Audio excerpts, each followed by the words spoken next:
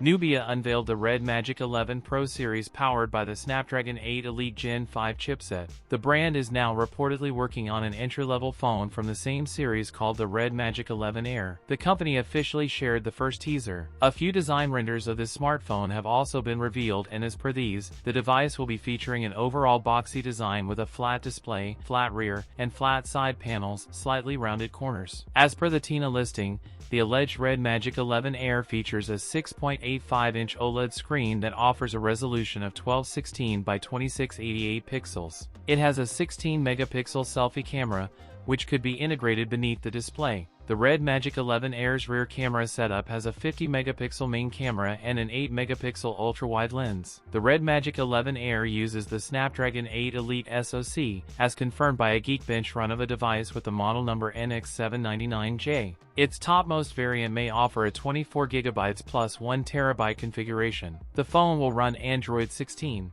Battery capacity of 6,780 mAh, which could be marketed as a 7,000 mAh typical battery, is officially confirmed to launch in January in China. That's it for today's video. If you enjoyed it, don't forget to like, comment, and subscribe for more content. Thanks for watching, and I'll see you in the next one.